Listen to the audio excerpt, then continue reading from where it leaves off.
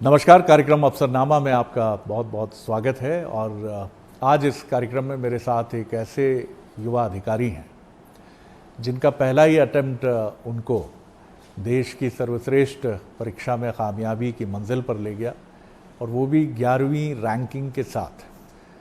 Chennai IIT से उन्होंने पढ़ाई की अपनी। उनकी जड़ें उत्तर प्रदेश और छत्तीसगढ़ से इस मायने में हैं कि फोरफादर्स यूपी से और पिताजी का कार्यक्षेत्र कर्मभूमि छत्तीसगढ़, और दोनों ही राज्यों की एक छवि, और फिर उसी से लगा हुआ मध्य प्रदेश।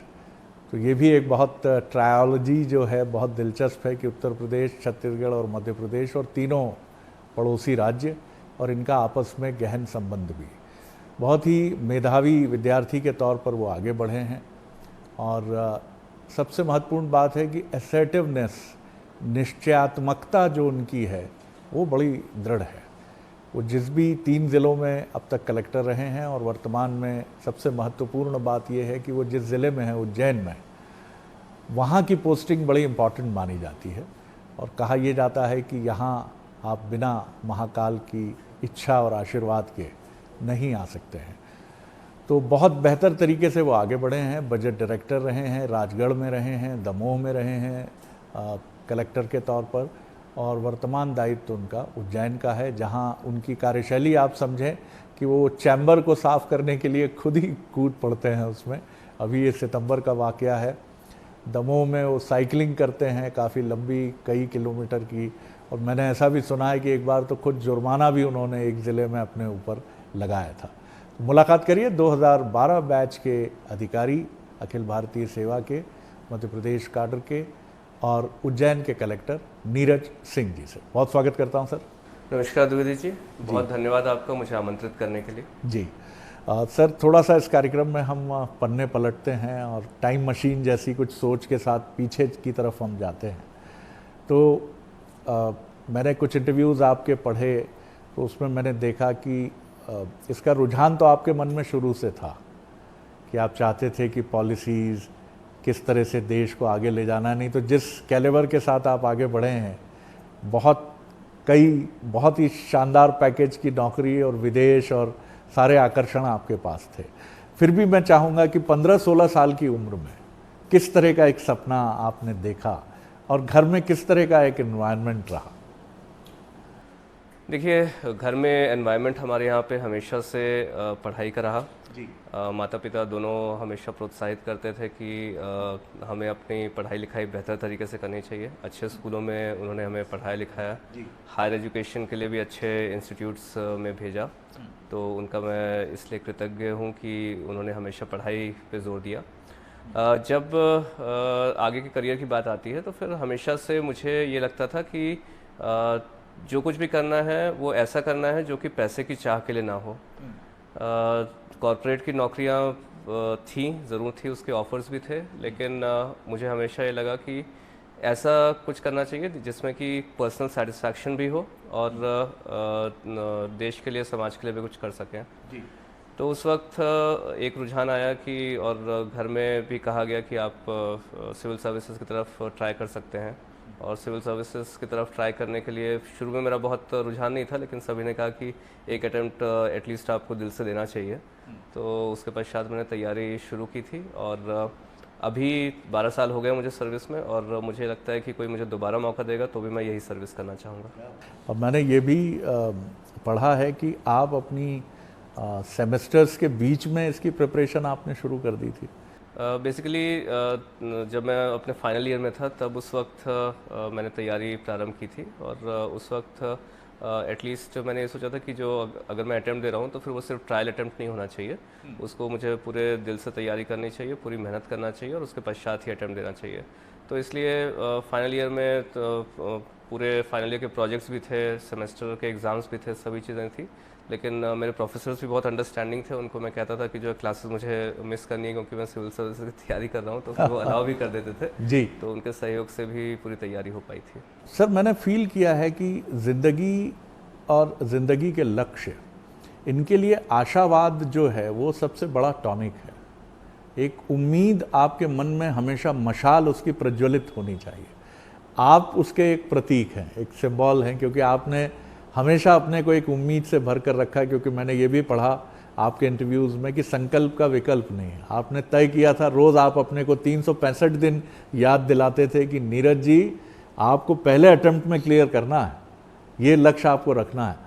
तो क्योंकि इसको बड़ा मिस्टेकन भी लोग करते हैं कि अरे बड़ा प्राउड है था, बड़ा गर्व है इनके भीतर कि मैं तो पहले में निकालूंगा, और नहीं कर पाए तो डिप्रेशन का एक खतरा है।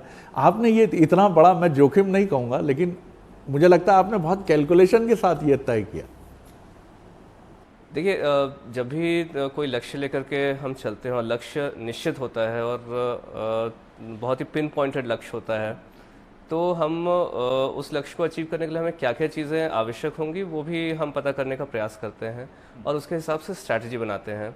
अगर हमने एक बहुत ही वेग सा लक्ष्य रख लिया कि सपोज़ कीजिए सिविल सर्विसेज ले लें, अगर लक्ष्य ये रख लिया कि हमें सिविल सर्विस क्लियर करना है, लेकिन ये नहीं रखा कि सिविल सर्विसेज हमें कब क्लियर करना है, किस अटेम्प्ट में क्लियर करना है, किस रैंक के साथ क्लियर करना है और कौन सी सर्विस हमें चाहिए, वो सर्विस क्यों चाहिए। अगर इस क्लैरिटी के साथ हम नहीं जा रहे हैं तो फिर जो प्रिपरेशन होगी बहुत ही वेग टाइप की प्रिपरेशन होगी, फिर उससे रिजल्ट या आउटपुट आ पाना मुश्किल रहता है।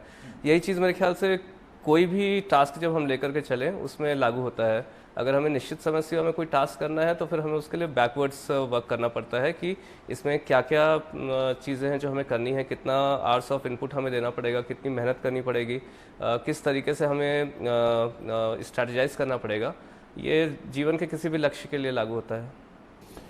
आपने ये भी कहा कि डिस्ट्रैक्शन से अपने को बचाना है। वो एस्पिरेंट्स जो आगे बढ़ना चाहते हैं किसी भी फील्ड में, उनके लिए बहुत इम्पॉर्टेंट मंत्र आपने दिया। और आप 30 मिनट प्रतिदिन अपने घर बात करते थे फ़ोन पर, जो आपको बहुत एनर्जाइज करता था। तो आपने इन डिस्ट्रैक्शंस का, जो बहुत ही मनमोहने होते हैं, इंटरनेट जिसमें सबसे आगे है, फिर उसके बाद मित्र हैं, मित्र के बाद खुद को कई बार ऐसी थकान हो जाती है कि अब मैं क्या करूं, जो मुझे पसंद है उसकी तरफ बढ़ूं। आपने अपने डिस्ट्रैक्शन के इस मैट्रिक्स को, मोहजाल को कैसे तोड़ा? डिस्ट्रैक्शंस से अपने को बचाना बहुत आवश्यक है, क्योंकि अगर आपने एक गोल तय कर लिया है तो गोल के साथ समय सीमा भी तय हो जाती है।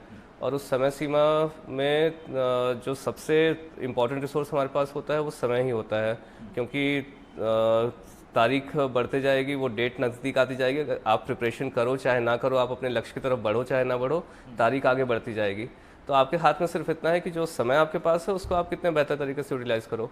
और ये चीज़ जब आप रियलाइज़ करते हैं तब आपको पता चलता है कि आप कितना समय बाकी चीज़ों में व्यर्थ कर रहे हैं।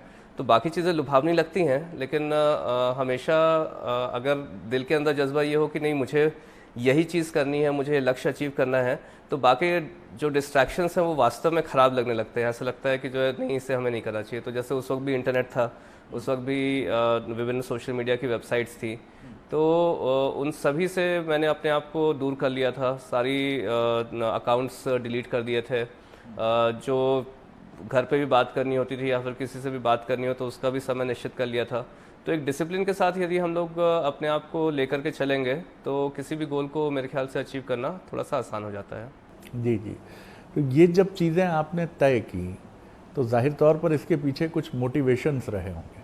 तो वो मोटिवेशंस क्या थे? क्या ये किताबें थीं, या ये पिताजी थे, ये माताजी थी, कुछ मित्र थे, कुछ फ्रेंड गाइड एंड फिलोसोफर थे? ये मोटिवेशन कहाँ से आया आपके भीतर? मोटिवेशन की जहाँ तक बात है तो मोटिवेशन, अगर सिविल सर्विसेज परीक्षा की स्पेसिफिक रूप से बात करें तो मोटिवेशन आपको हर रोज़ नया खोजना पड़ता है, क्योंकि जब प्रिपरेशन कोई व्यक्ति स्टार्ट करता है या फिर किसी भी गोल की बात कर लें, जब उस गोल को लेकर के आप चलते हैं तो समय सीमा उसके अचीव करने में जितनी लगनी है, उसके शुरू के महीने, 1.5 महीने, 2 महीने बहुत एक्साइटमेंट रहता है उस गोल को लेकर के कि हाँ, हम इस गोल को अचीव करेंगे और हम बहुत बेहतर रैंक लाएंगे या फिर किसी बहुत बेहतर जॉब में पहुंचेंगे, या अगर आप स्पोर्ट्स में हैं तो फिर किसी कंपटीशन को जीतेंगे।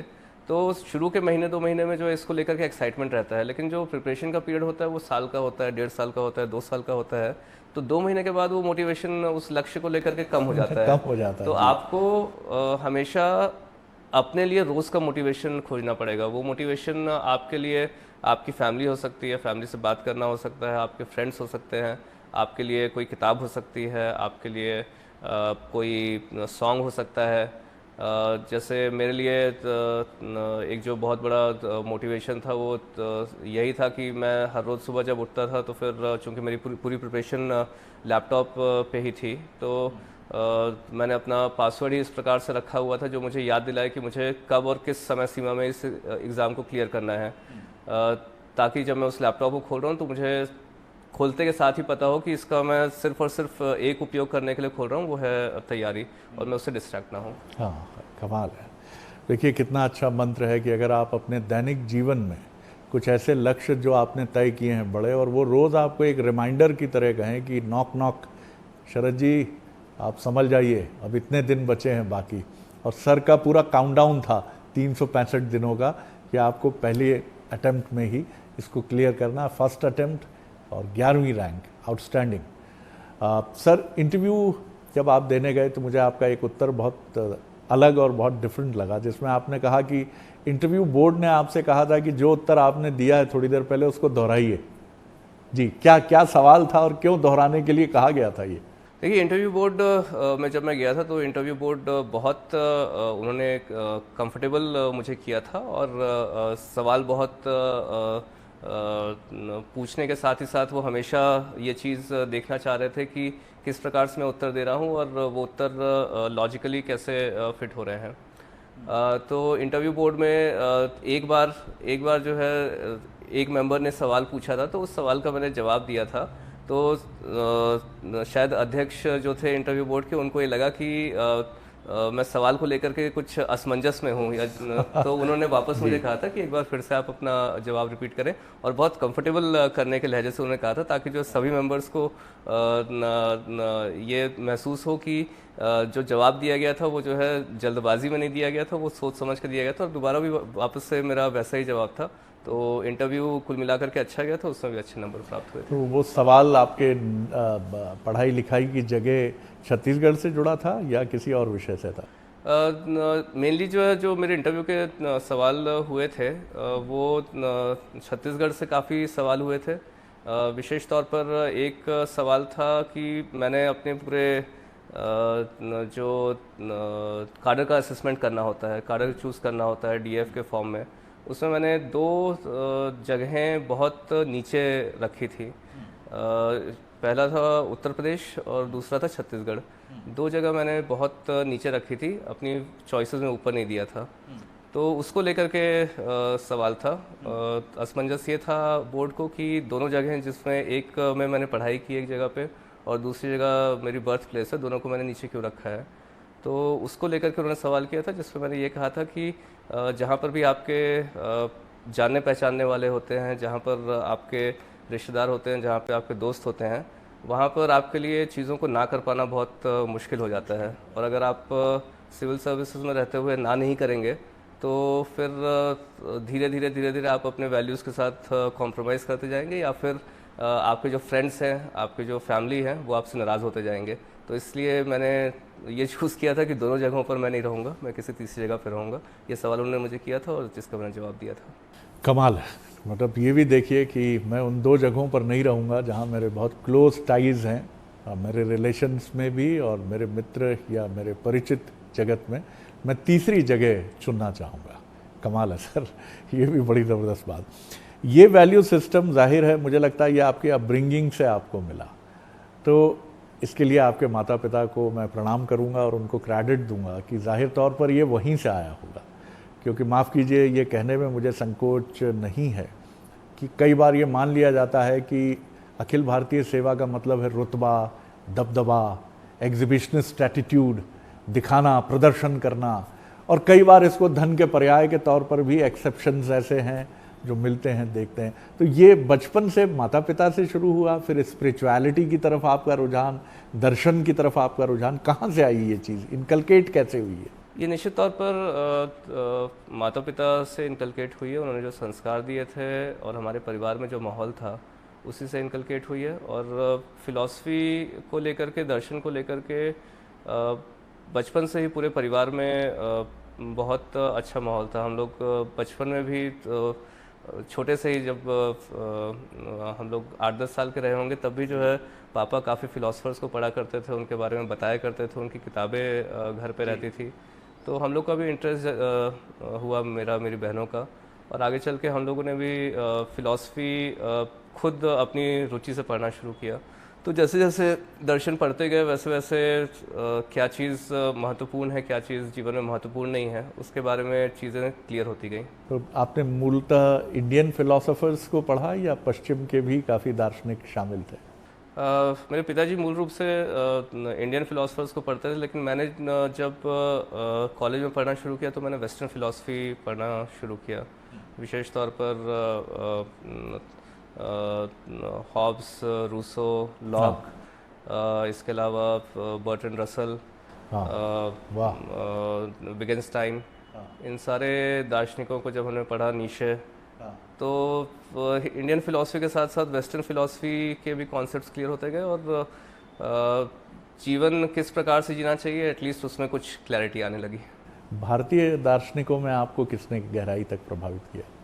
भारतीय दार्शनिकों में पापा जिनको बहुत सुना करते थे और जिनको बहुत पढ़ा करते थे वो ओशो रजनीश हैं, और बचपन में मैंने भी मुख्य तौर पर उनकी किताबें, उनकी इंटरप्रिटेशंस, उनका गीता दर्शन के जो सभी वॉल्यूम्स हैं वो मैंने पढ़े थे, तो उन्होंने बहुत प्रभावित किया मुझे। बहुत प्रभावित किया, जी बिल्कुल ठीक है। और जे कृष्णमूर्ति और रजनीश, ऐसा माना जाता है कि दोनों जो इंडियन फिलोसोफर रहे ये काफ़ी नज़दीक हैं चिंतन, दर्शन और सोच में।